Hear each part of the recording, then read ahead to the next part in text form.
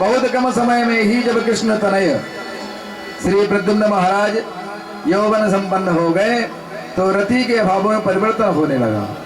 एक दिन प्रद्युम्न जी बोले, एक तरफ तुम मेरा मातृभाव से लालन पालन कर रही हो और दूसरी ओर तुम्हारी जो नजर है और व्यवहार है उसमें मुझे मातृत्व दिखाई नहीं पड़ रहा है। मातृभाव अधिक्रम्य वर्तसे कामिनी अथा। कौन हो तुम? तब रति ने पूरी कहानी सुना दिया। सुनो महाराज। भवान नारायण सुतः, भवान नारायण सुतः, संवरेण ऋतो गृहात्, अहं ते धिकृता पत्नी, रति कामो भवान प्रभो। अरे आप तो साक्षात द्वारिकाधीश के पुत्र हो। संबरासुर तो आपका सबसे बड़ा दुश्मन है। मैं तो आपकी जन्म जन्म की पत्नी रति हूँ और आप मेरे पति कामदेव हो। सारी घटना विस्तार से सुनते ही प्रद्युम्न क्रोध में भर गए। संबरासुर को जाकर के ललकारा, मैं ही तेरा काल कृष्ण का लाल प्रद्युम्न हूँ। संबरासुर कांप गया, मेरा काल मेरे ही घर में आकर कितना बड़ा हो गया। दोनों में भयंकर युद्ध हुआ। सैन्य शक्ति के साथ संबरासुर का संहार करके प्रद्युम्न रति के साथ अपनी द्वारिका को वापिस लौट गए। रुक्मिणी जी के तो आनंद का पारावार ही नहीं रहा। पुत्र पैदा होते ही खो गया था सूतिका ग्रह से ही, और मिला तो बहू रानी के साथ मिल गया। प्रद्युम्न का सुंदर स्वागत सत्कार हुआ। सुखदेव जी बोले, परीक्षित प्रभु के और भी विवाह हुए थे। परीक्षित बोले, और विवाह कहाँ कहाँ हुए थे महाराज? सुखदेव जी महाराज बोलने लगे, परीक्षित वह भी सुन लो। सत्राजित नाम का एक राजा था जिसके पास समंतक मणि चमचमाती हुई थी, जो 8 भार सोना नित्य देने वाली थी। कुछ रघुवंशियों ने तो वह मणि भगवान के लिए मांगी तो सत्राजित जी ने मना कर दिया। जब इसका छोटा भाई उस मणि को गले में धारण करके शिकार खेलने गया तो शेर के हाथों मारा गया। सत्राजित का भाई जब लौटकर घर नहीं आया तो सत्राजित ने समझा कि श्री कृष्ण ने मेरे भाई को हत्या करवा करके मणि को हथिया लिया है। सत्राजित ने अपनी पत्नी से कहा, देवी मुझे तो पूरी शंका है कि कृष्ण ने मेरे भैया को मार करके मणि अपने पास रख ली है, पर जब तक इसका कोई ठोस प्रमाण ना मिल जाए तब तक तुम किसी से यह बात ना करना। परंतु माताओं का हमारे स्वभाव है, कोई रहस्य उन्हें पता चल जाए तो जब तक वह 2-4 लोगों को ना बांट दें तब तक बीमार रहती हैं, तबीयत ही खराब हो जाती है। तो उनकी पत्नी ने अपने पड़ोसिन से चर्चा कर दिया और पड़ोसिन ने अपनी पड़ोसिन से चर्चा कर दिया और करने करने चा जपंजना, वह बात फैलती चली गई। सारी जनता में चर्चा का विषय बन गया कि देखो बचपन की आदतें जाती ही नहीं है। श्री कृष्ण पहले जब बचपन में थे तो चोर ही थे, पहले माखन चोरी कर रहे थे और बड़े हो गए तो हीरे जवाहरात चुराने लगे। भगवान ने कहा, राम राम, ये तो कलंक लग गया हमें भैया। तो भगवान उस मणि की खोज में निकल पड़े। जंगल में ढूंढते ढूंढते देखा कि शेर मरा पड़ा है और सत्राजित का भाई प्रसेनजित भी मरा हुआ पड़ा है। उन सब चिन्हों को देखते हुए आगे बढ़े तो जामवंत जी की गुफा में पहुंच गए। वहां देखा जामवंत की बेटी जामवती वह मणि लिए खेल रही है। मणि को देखते ही प्रभु आश्वस्त हो गए और प्रभु को देख करके जामवती घबरा गई कि ये कौन आ गया। जामवंत जी को क्रोध आया कि बिना अनुमति लिए ये घर में कौन घुसा चला आया, और क्रोध में आकर के भगवान की छाती में उछल करके एक मुक्का मारा जामवंत जी ने। बदले में भगवान ने भी 2 मुक्के जामवंत जी को जड़ दिए। फिर क्या था, मुक्केबाजी प्रारंभ हो गई। 27 दिन तक भयंकर द्वंद्व युद्ध चलता रहा। 28वें दिवस भगवान ने जामवंत जी को उठा करके पटक दिया और छाती पर चढ़ गए। जामवंत जी की नस नस ढीली हो चुकी थी। जामवंत जी बोले बस करो महाराज, मैं पहचान गया आप मेरे राम जी हो। और पहचान निकल आई सरकार, यहाँ तक कैसे आए? भगवान ने मणि चोरी का सारा प्रसंग विस्तार से सुना दिया। कहा कि ये मणि मुझे दे दो। जामवंत जी बोले प्रभु ये मणि शेर से लड़कर मैंने प्राप्त किया है और अपनी बेटी को दान कर दिया। अब बेटी को देकर के कोई धन वापिस थोड़ा ही लिया जाता है। बेटी का धन पिता कभी नहीं लेता। भगवान बोले तो अब क्या करें? जामवंत जी बोले एक उपाय है सरकार, मेरी बेटी से विवाह कर लो और दहेज में मुझसे मणि ले लो, झंझट खत्म। भगवान बोले जैसी आपकी इच्छा। फिर तो भैया जंगल ही में मंगल हो गया। जामवती जी का विवाह प्रभु से संपन्न हुआ। दहेज में मणि देकर के भगवान को विदा किया। अब भगवान चलने लगे। अब विचार कर रहे हैं, अब भैया जामवंत जी रीछ जाति के थे तो उनकी बेटी कैसी होगी, विचार कर लो।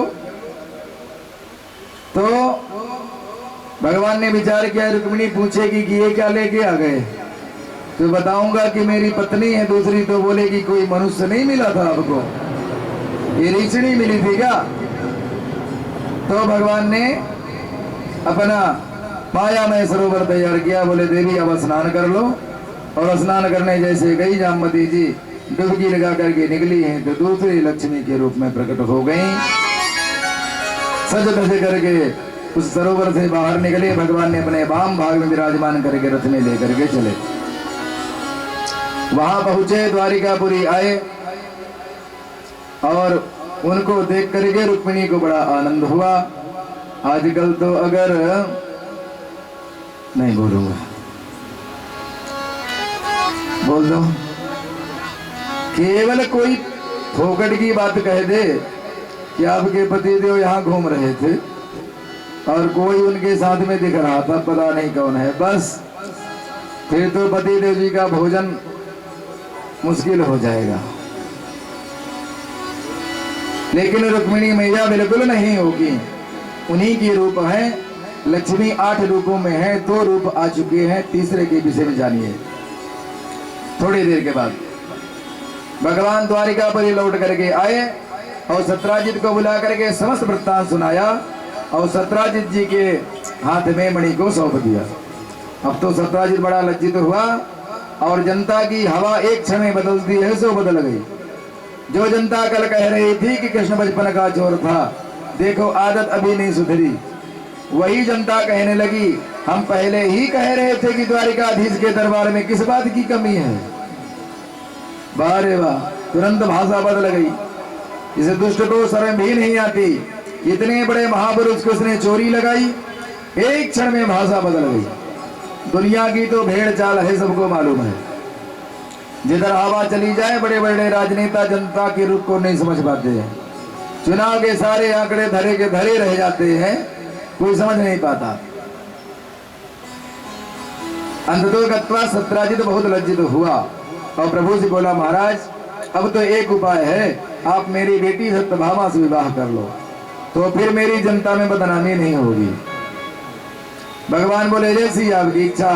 धूमधाम से अपनी बेटी सत्यभामा का विवाह सत्राजित ने द्वारिकाधीश से संपन्न किया और दहेज में मणि भी प्रदान कर दिया।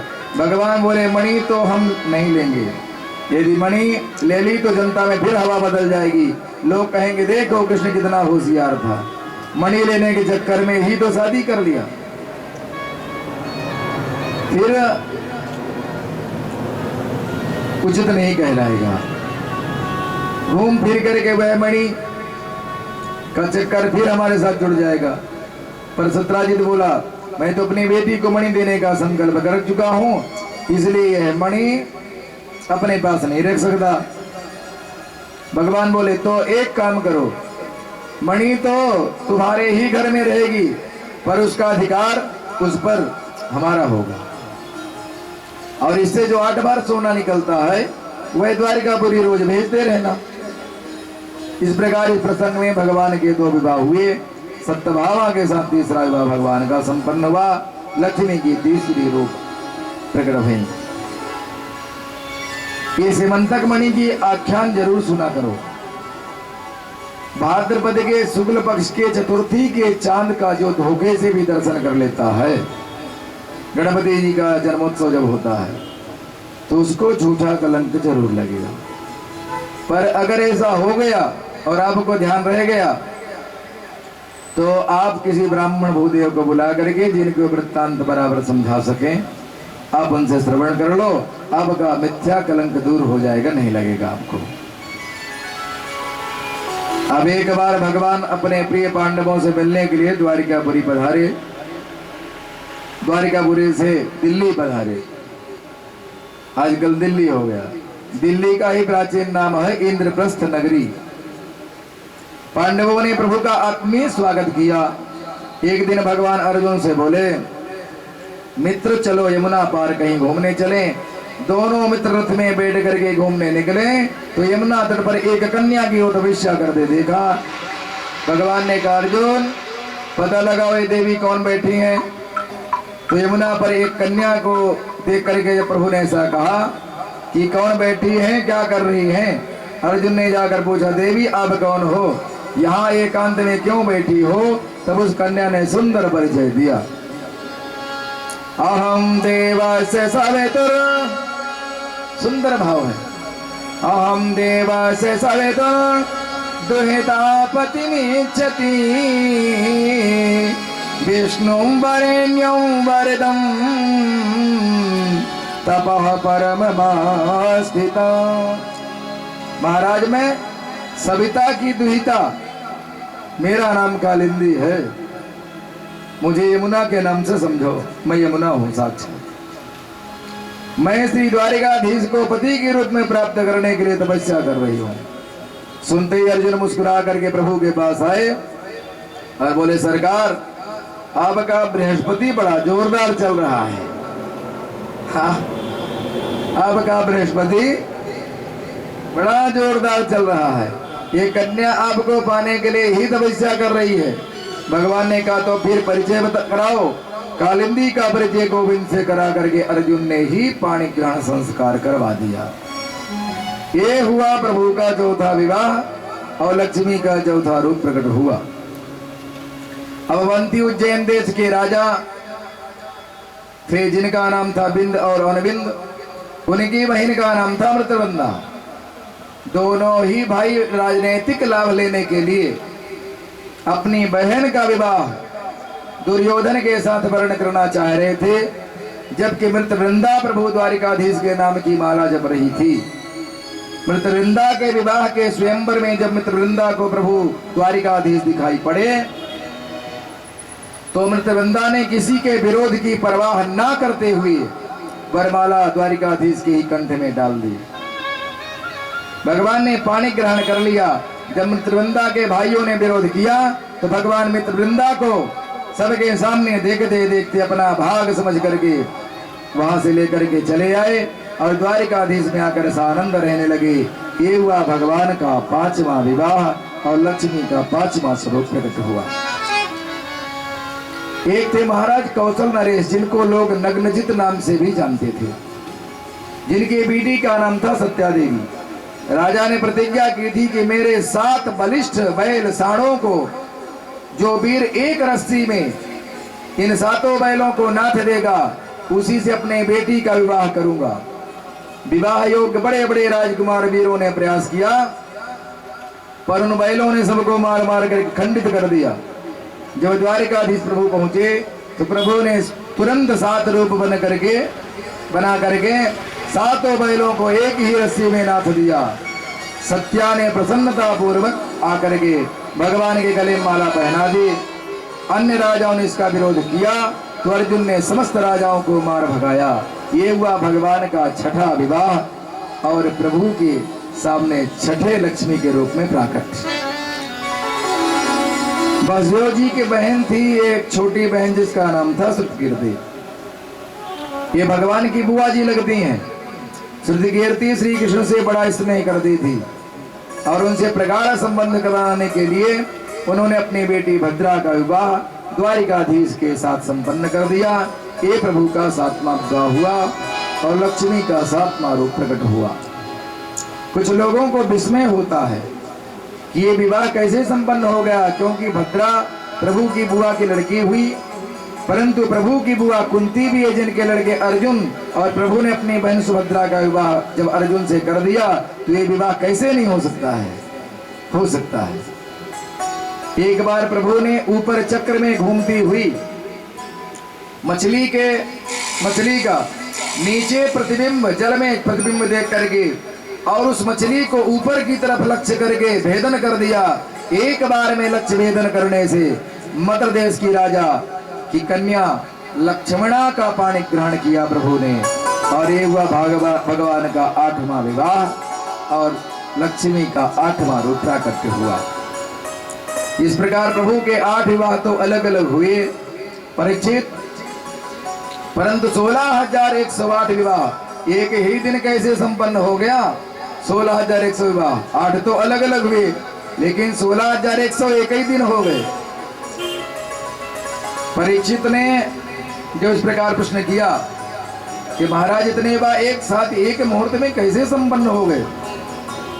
सुखदेव भगवान कहते हैं, सुनो, प्राग ज्योतिषपुर का राजा था जिसका नाम था भौमासुर, दानव था। वैसे इसका दूसरा नाम एक नरकासुर भी था, परंतु भूमिपुत्र होने के नाते लोग इसको भौमासुर कहा करते थे। इसने 20,000 राजकुमारियों के साथ विवाह करने का संकल्प किया था, और भौमासुर जिस राजा को युद्ध में पराजित करता उसके यहाँ जितनी राजकुमारियां होती सबको ला करके जेल खाने में बंद कर देता। इस प्रकार राजकुमारियों का हरण करते करते उनकी संख्या पहुंच गई 16,100। भगवान को पता चला तो क्या किए? सभार्यो गरुडारूढ़ प्राग्ज्योतिषपुरम जयो। सत्यभामा को साथ लेकर के गरुड़ पर बैठ करके भगवान प्राग्ज्योतिषपुर पहुंच गए। नगर में प्रवेश किया तो नगर रक्षक 5 मुख वाला मुर नामक दैत्य भगवान पर झपट पड़ा, और भगवान ने उसके 5 सिर काट करके वध कर दिया। तब से भगवान का नाम हो गया। बोलिए मुरारी भगवान की। मुर दैत्य का वध करने के पश्चात प्रभु का भौमासुर के साथ बड़ा भयंकर संग्राम हुआ, और भौमासुर की सैन्य शक्ति सहित भौमासुर का भी भगवान ने संहार कर दिया। भूदेवी ने प्रकट होकर के प्रभु की सुंदर वंदना किया, और बंदी गृह में जाकर भगवान ने राजकन्याओं को बंधन मुक्त कर दिया। राजकुमारियां प्रसन्न होकर के प्रभु को प्रणाम करके बोली, सरकार आपने इस बंदी गृह की चहार दीवारी से तो हमें मुक्त कर दिया, पर अब हम सब कहां जाएं? लौट करके घर भी वापस नहीं जा सकती हैं। कोई राजकुमार भी हमारे बंदी गृह में रहने के कारण हमसे विवाह करने को तैयार नहीं होगा, इसलिए अब तो मृत्यु के अतिरिक्त हम लोगों के सामने कोई दूसरा रास्ता दिखाई नहीं पड़ रहा है। हे प्रभु हमारा उद्धार कीजिए। भगवान बोले, घबराओ मत, जिसके लिए जीवन के, ध्यान देना, जिसके लिए जीवन के सारे रास्ते बंद हो जाते हैं उसके लिए मेरे घर के दरवाजे सदा के लिए खुल जाते हैं। तब तो समस्त राजकुमारियां भगवान के चरणों में समर्पित हो गईं। प्रभु आपने हमें नवजीवन दिया, ये जीवन हम आपके ही चरणों में समर्पित करते हैं। भगवान ने तथास्तु कह करके समस्त राजकुमारियों को एक ही मुहूर्त में विवाह करके स्वीकार कर लिया। इस प्रकार परीक्षित भगवान के 16,108 विवाह संपन्न हुए। अब न्यूमरोलॉजी करो तो 1 + 6 कितना हुआ? 7। फिर आया 1, बाकी बीच में शून्य है, तो 1 और 6 कितना बता? 7, और 1 8, और फिर अंत में 8 है, तो दोनों 8 को जोड़ दो, कितना हुआ? 16। फिर 6 1 को जोड़ो तो कितना हुआ? 7 16,108 जोड़ो फिर से 1 + 6 7 7 हुआ। फिर आगे 1 है 8 हुआ और उधर है 8 तो फिर 8 और 8 को जोड़ो तो कितना हुआ 16। 16 को फिर प्लस करो आपस में तो 1 + 6 कितना हुआ 7। अर्थात ये 7 क्या है? ब्रह्मा विष्णु महेश ब्रह्माणी रुद्राणी कमलानी छेवी और बिंदु स्वरूप परमात्मा वहां पर विराजमान है। कन्हैया कितने बच्चे? अब आगे और जोड़ देते हैं 16 में से राधा की भी जोड़ लो। भागवत में तो वर्णन नहीं लेकिन गर्गाचार्य ने लिखा है कि भगवान का विवाह राधा के साथ हुआ है। भांडेर वन में 6 महीने की अवस्था में प्रभु का विवाह हो गया राधा मैया के साथ। इतना जोर का तूफान चला, अरे भैया गजब का। ये नंद ने संभाल लिया लाला को और उड़ते हुए चले गए भांडीर वन। पूरा गोकुल 1 वर्ष तक विक्षिप्त पड़ा रहा। राधा मैया आई, बाबा लाओ कन्हैया को मैं संभाल लेती हूँ, आप वृद्ध हो चुके हो, लो लो राधे बचाओ बचाओ इसे मेरे लाला को। वो भी विक्षिप्त हो गए। तब कन्हैया को राधिका मैया ने कहा, प्रभु अब आप यौवन रूप धारण करिए, क्योंकि हमें श्राप है, हम संसार के सामने दृष्टिगोचर नहीं हो सकते। हम तो आपके नित्य सिद्ध पत्नी हैं, आपकी प्रिया प्राण प्रिया है, यही अवसर है। और वहां पर ब्रह्मा जी आए, सुंदर भांडीर वन में यमुना के तट पर विवाह संपन्न स्वयं ब्रह्मा जी ने कर पाया। 9 कुब्जा के यहाँ परमात्मा गए 1 रात्रि के लिए, अक्रूर चाचा के साथ गए। भगवान रात पूरी रात्रि अक्रूर के साथ भी शयन किए रहे और कुब्जा के साथ भी परमात्मा रहे पूरी रात्रि। उन्हें स्वीकार किया। 10 कितने हो गए? 10 हुए। अब 10 में से शून्य हटका कितना बचा? जितने भी विवाह हुए सब परमात्मा के ये तत्त रूप है। ये 16,100 कौन है जानते हैं? आनंद रामायण के अनुसार ये 16,100 ऋषि मुनि ही